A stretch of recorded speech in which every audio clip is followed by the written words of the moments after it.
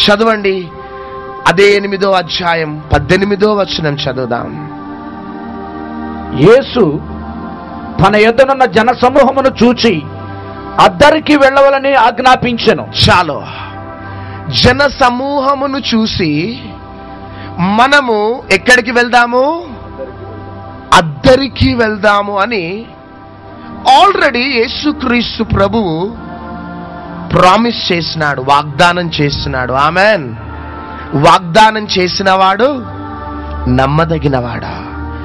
18వ వచనంలో చూస్తే మనము అద్దరికి చేరబోతున్నామని శిష్యులతోని జనసమూహంతో చెప్పినాడు. చెప్పిన తర్వాత శిష్యులు విన్నారు. యేసుక్రీస్తు ప్రభువుతో దోణిలో ప్రయాణమై వెళ్తున్నారు. కానీ గాలి సముద్రము రాగానే 18వ వచనములో ఉన్న వాగ్దానాన్ని మర్చిపోయి భయపడుతూ ఉన్నారు.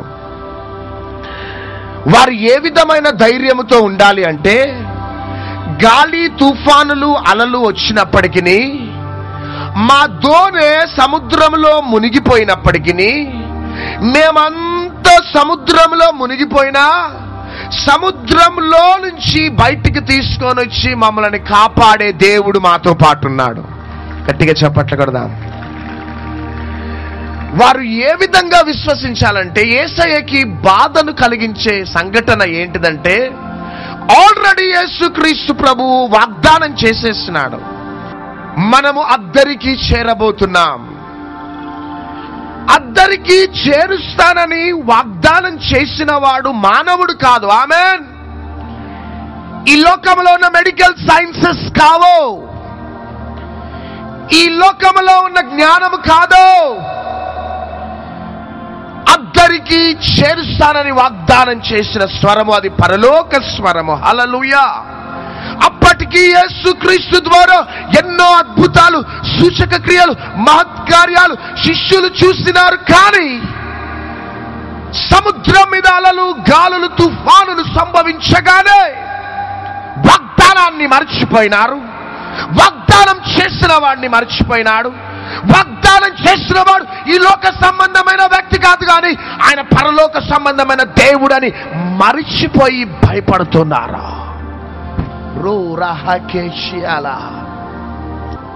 ఆదికాండం 3వ అధ్యాయం 10-11 చదవాలి.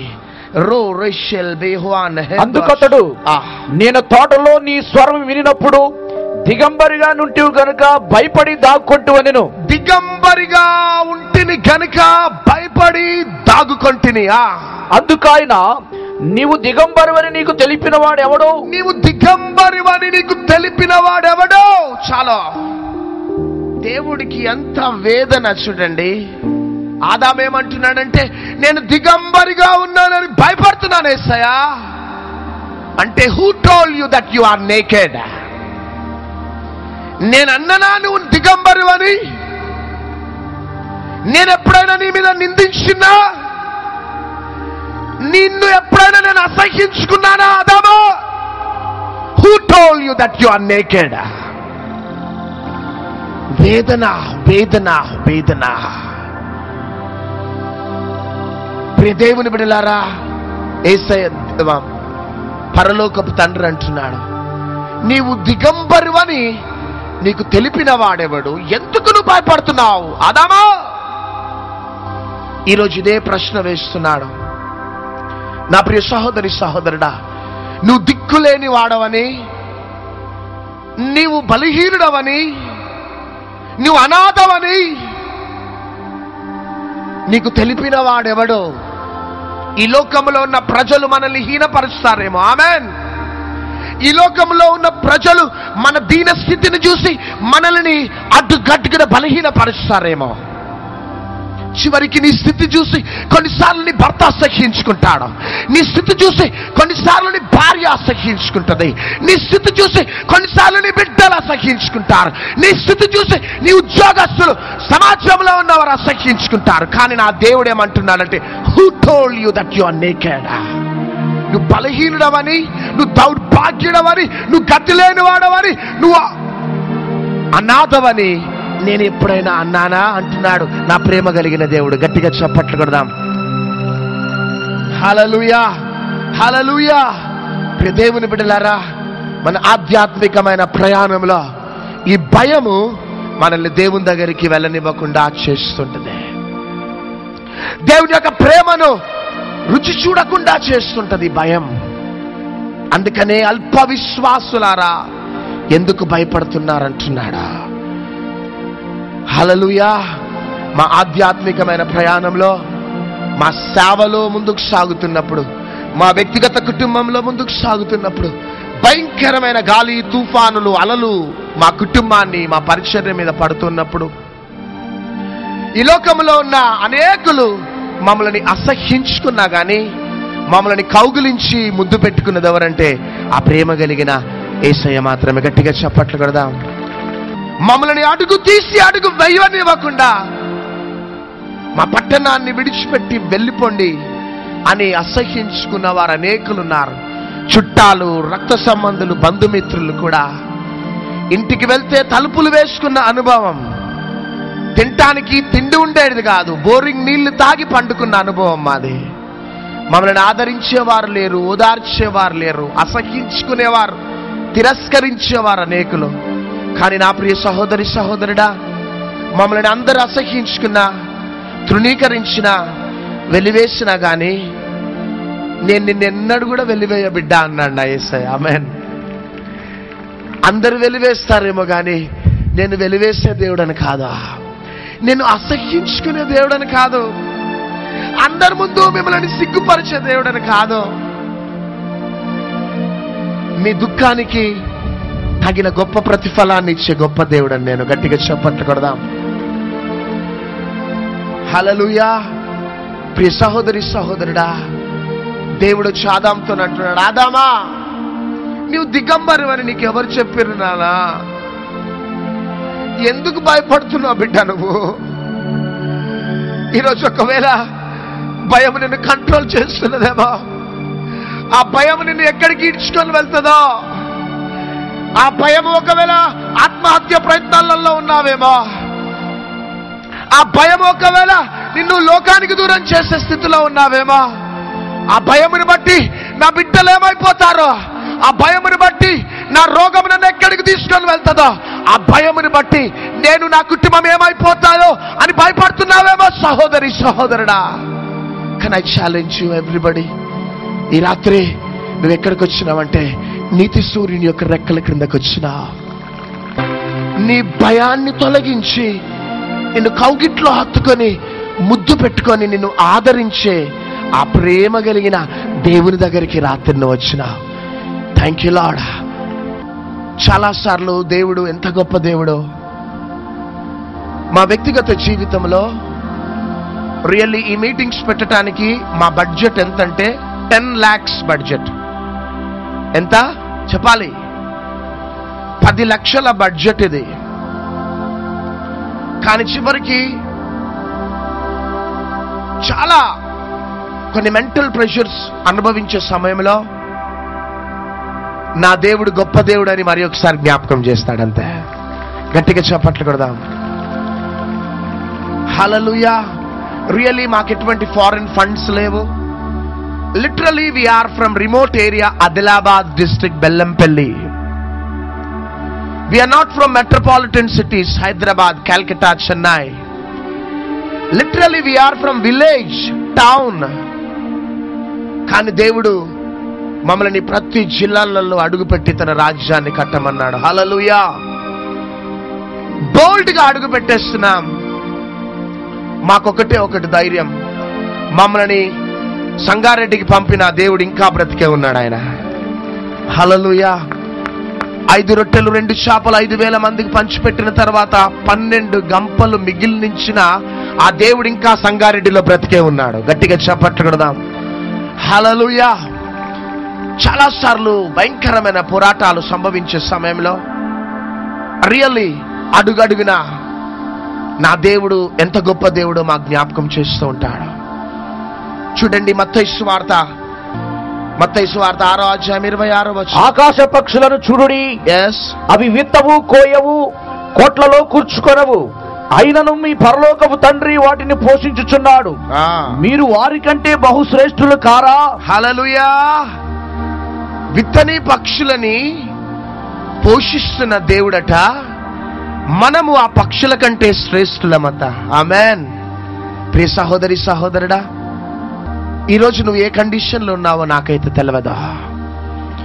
ఏ పోరాటం మధ్యలో, వ్యతిరేకతల మధ్యలో నీ జీవితాన్ని గడుపుతున్నావో నాకైతే తెలియదా.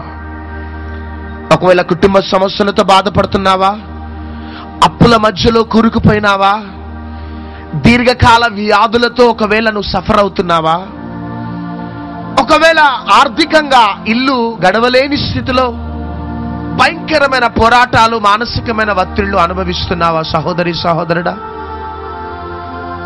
కానీ రాత్రి నన్ను బలపరిచిన మాటలు ఇవే. రియల్లీ ప్రియ దేవుని బిడ్డలారా, ఓవర్ నైట్ లో మేము ఈ కండిషన్ లోకి రాలేదు. మేము ఎన్నో పోరాటాల మధ్యలో అందరు మమ్మల్ని విడిచిపెట్టినా మాకు వాగ్దానం చేసిన దేవుడు నమ్మదగిన దేవుడు అనే ధైర్యంతోనే ముందుకు సాగుతూ ఉన్నప్పుడు దేవుడు మమ్మల్ని ఈ స్థితిలోకి తీసుకొని వచ్చినాడు. హల్లెలూయా. అక్టోబర్ 23 నా పాస్టర్ అమ్మ బర్త్డే. మాకు భోజనం తినడానికి కూడా భోజనం ఉండేది కాదు ఆ దినాల్లో. అక్టోబర్ 23కి ఆ రోజైనా పాపం ఆమెకి, అప్పుడు పిల్లలు లేరు నాకు, ఆ రోజైనా ఆమెకి ఏదైనా నాన్ వెజ్ పెట్టాలి అని ఆలోచిస్తూ ఉంటే ఒక్క పైసా లేదు చేతిలో. అప్పుడు ఇంట్లో ఒక పెద్ద జామ చెట్టు ఉంటే ఆ జామ చెట్టు ఎక్కి జామకాయలన్నీ కూడా కోసుకొని ఆ రైల్వే కాలనీ అంతా కూడా తిరిగి ఆ జామకాయలు అమ్మితే 12 రూపాయలు వచ్చినాయి. ఆ 12 రూపాయలు వస్తే 8 రూపాయలు పెట్టి నూకల బియ్యం కొనుక్కొచ్చుకొని 5 రూపాయలు తీసుకొని ఒక చికెన్ షాప్కి వెళ్ళినా, బాబు ఈ 5 రూపాయలతోని ఏమైనా కొంచెం చికెన్ ఇవ్వవా అంటే, పొద్దున వెధవ ముఖం నువ్వును, 5 రూపాయలకి ఏమి ఇవ్వాలరా నీకు, పో అని వెళ్ళగొట్టినారు. చివరికి అన్ని షాపులు బ్రతిమిలాడుతున్నప్పుడు ఒక వ్యక్తి ఈ 5 రూపాయలు తీసుకుంటాను కానీ నేను ఇచ్చిందే నువ్వు తీసుకోవాలన్నాడు. సరే సార్ అన్నా. అప్పుడు ఆ వ్యక్తి ఆ కాళ్ళు, కోడి కాళ్ళు, డబ్బాలో పడేసిన కోడి కాళ్ళు తీసి పొట్లంలో కట్లిస్తే ఇంటికి వెళ్ళి ఉప్పు కారం వేసుకొని కూర చేసుకొని తిన్న అనుభవం మాది. ఆ పరిస్థితుల్లో సేవను విడిచిపెట్టమన్నారు అందరూ. చుట్టాలు, రక్త సంబంధులు ఎవ్వరు మా ఇంటికి వచ్చేవారు కాదు. కానీ ఆ భయంకరమైన పోరాటం మధ్యలో మమ్మల్ని అందరు విడిచిపెట్టినా మమ్మల్ని హత్తుకొని ముద్దు పెట్టుకున్నది ఎవరంటే నా ప్రేమ కలిగిన యేసయ్య ఒక్కడే. హల్లెలూయా. అందుకనే ధవలవర్ణుడు, రత్నవర్ణుడు, అతికాంక్షణీయుడు అనే సిడీస్ మేము కూర్చొని కంపోజ్ చేసి రాసినవి కావు, కానీ మా గుండెలు తూట్లు పడుతూ ఉన్నప్పుడు నా ప్రేమ కలిగిన యేసయ్య ఎట్లా మమ్మల్ని ధైర్యపరిచి ఆదరించినాడో మా అనుభవాలే ఆ సిడీస్ లో పాటల రూపకంలో పరిశుద్ధాత్మ దేవుడు రిలీజ్ చేసినాడు. నా ప్రియ తమ్ముడు, నా ప్రియ చెల్లి, ఈరోజు ఒకవేళ నువ్వు ఇదే కండిషన్ లో ఉన్నావేమో బిడ్డ, ఎవరి ఆదరణ లేదేమో, నువ్వు భయపడుతూ ఉంటే ఇంకా లోకం నిన్ను భయపడిపిస్తూనే ఉంటది. కానీ నువ్వు ఈ రాత్రి యేసయ్య వైపు చూస్తే యేసయ్య మాత్రమే నీకు ధైర్యాన్ని ఇస్తాడా? గట్టిగా చప్పట్లు కొడదామా? మా పేదరికంలో, ఒంటరితనంలో అందరు విడిచిపెట్టినప్పుడు గువ్వలు గాని ఒక దగ్గర కూర్చొని ముఖం చూసుకొని ఏడ్చినట్లు చూసిన అనుభవం. ఒక పూట తినటానికి భోజనం ఉండేది కాదు ఆ దినాల్లో. కానీ ఈరోజు మా ప్రాంగణంలో ఒక పూట ఒక 50 మంది, రెండో పూట 50 మంది అట్లా భోజనాలు చేస్తూనే ఉంటారు. గానుగలు బియ్యము, ట్రాలీలు కూరగాయలు తెచ్చి అక్కడ పడేసిపోతా ఉంటారు. అందుకనే అందరు విడిచిపెట్టినా నా ప్రేమ మమ్మల్ని, యేసయ్య ప్రేమ మమ్మల్ని ఈ స్థితిలోకి తీసుకొని వచ్చినాడు. కాబట్టి రాత్రింబగలు యేసయ్య కోసం మేము పరిగెత్తుతూ ఉన్నాం. ఈ రాత్రి కాల సమయంలో నీ స్థితి ఏ విధంగా ఉన్నదో నాకైతే తెలియదు. ఈరోజు దాకా భయము, ఆందోళనతో శిష్యులు భయపడ్డట్టు భయపడుతున్నావేమో. ఆదాము భయపడ్డట్టు భయపడుతూ ఉన్నామేమో. కానీ సముద్రములో ఈ ప్రయాణంలో యేసుక్రీస్తు ప్రభు ఏ విధంగా శిష్యులను గద్దించినాడో, నీ అంతరంగంలో భయమును చూసి దేవుడు నీపై జాలి పడుతున్నాడు అనుకోవద్దు. కానీ నిన్ను బట్టి దుఃఖపడుతున్నాడు. నానా, నేను గొప్ప దేవుడను, గొప్ప కార్యాలు చేసే దేవుడను వీరి పక్షంలో ఉన్నప్పటికీ, సముద్రాన్ని అణిచివేసే గొప్ప సృష్టికర్తను వీరి పక్షంలో ఉన్నప్పటికీ అల్ప విశ్వాసులారా ఎందుకు భయపడుతున్నారని హెచ్చరించినాడు. ఈరోజు భయపడుతున్నావు. Because fear comes from devil, faith comes from God. భయము అనేది సాతాను నుంచి వచ్చేది. కానీ నేను నమ్ముతున్నాను, ఈ రాత్రి ఎన్ని కుటుంబాలలో ఆ భయం ఉన్నదో, ఆ భయం ఈ రాత్రి మిమ్మల్ని విడిచిపెట్టి వెళ్ళిపోబోతున్నది. గట్టిగా చప్పట్లు కొడదాం, గట్టిగా చప్పట్లు కొడదాం. ఈ రోజు దాకా సాతాను మిమ్మల్ని చూసి నవ్విందేమో కానీ, ఈ రోజు నుంచి సాతాను మిమ్మల్ని చూసి ఏడవబోతున్నది. శిష్యులు భయపడ్డట్టు నువ్వు భయపడుతూ ఉన్నావేమో. కానీ యేసయ్య హెచ్చరించడానికి కారణం, ఆల్రెడీ మనం అద్దరికి చేరబోతున్నామని వాగ్దానం చేసినాడు. ఆమేన్, హల్లెలూయా. నా ప్రియ సహోదరి సహోదరుడా, ఆల్రెడీ నిన్ను నీ కుటుంబాన్ని యేసుక్రీస్తు దీవించినాడని వాగ్దానం చేసినాడు. గట్టిగా చప్పట్లు కొడదాం. యేసుక్రీస్తు కల్వరి బలియాగం ద్వారా మనం దీవించబడ్డాము. గట్టిగా చప్పట్లు కొడదామా. నీ శాపాన్ని, నీ భయమును, నీ ఆందోళనను, నీ కన్నీటినంతా కూడా నా యేసయ్య కల్వరి శిలువలో భరించినాడు. Already you are blessed. నువ్వు దీవించబడ్డావు. ఆమేన్. కల్వరి బలియాగము ద్వారా నీ శాపమునంతా నా యేసుక్రీస్తు ప్రభు కల్వరి శిలువలో భరించినాడు. ఇక నువ్వు మరలా భయపడటానికి వీల్లేదు. ఆమేన్. పక్కన వారితో చెప్పండి, నువ్వు ఇక మరలా భయపడటానికి వీల్లేదని చెప్పండి. సెకండ్ తీసుకొని చెప్పండి, జాయ్ జాయ్, సంతోషంగా చెప్పండి. మరలా నువ్వు భయపడటానికి వీల్లేదు. హల్లెలూయా. యేసుక్రీస్తు ప్రభు కల్వరి బలియాగం ద్వారా మన శాపమునంతా కూడా తన మీద వేసుకున్నాడు. మనం విడుదల పొందినాము. ఈ రోజు దాకా యేసుక్రీస్తుని సొంత రక్షకునిగా అంగీకరించలేదేమో, కానీ రాత్రి నీకు శుభవార్త. నీ భయమును తొలగించడానికి, నీ ఆందోళన తొలగించడానికి, నీ శాపాన్ని తొలగించడానికే నా యేసుక్రీస్తు ప్రభు 2000 సంవత్సరాల క్రితం కల్వరి శిలువలో బలియాగమైనాడు. నీ డబ్బు, నీ ఆస్తి, నీ సంపద యేసుక్రీస్తుకు అవసరంలే. ఉన్న పాటన నువ్వు ఎవరివైనా కావచ్చు. యేసయ్యా, నువ్వు నాకు కావాలి యేసయ్యా, నువ్వు నాకు దేవుడిగా ఉండాలి యేసయ్యా అని నీవు కానీ సిద్ధపడితే, ఈ రాత్రి యేసుక్రీస్తు ప్రభు నీ పేదరికమును చూడడు, నువ్వు ఒంటరితనమును చూడడు. నీకు తాను దేవుడిగా ఉండటానికి ఇష్టపడుతున్నాడు. నామకార్థ క్రైస్తవత్వంలో పేరుకి క్రైస్తవుడిగా బ్రతుకుతూ ఒకవేళ ఇష్టానుసారంగా నువ్వు ముందుకు సాగుతున్నట్లయితే ఈ సభలు ఎందుకంటే నామకార్థ క్రైస్తవత్వంలో ఉన్న నిన్ను సంపూర్ణంగా మార్చడానికి. హల్లెలూయా. నీలో ఉన్న భయాన్ని తొలగించి, ఆందోళన తొలగించి, నీకు తాను దేవుడిగా ఉండి తన మహిమ కలిగిన కార్యాలు చేయటానికి దేవుడు ఇష్టపడుతుండగా అందరం లేచి నిలబడదాం.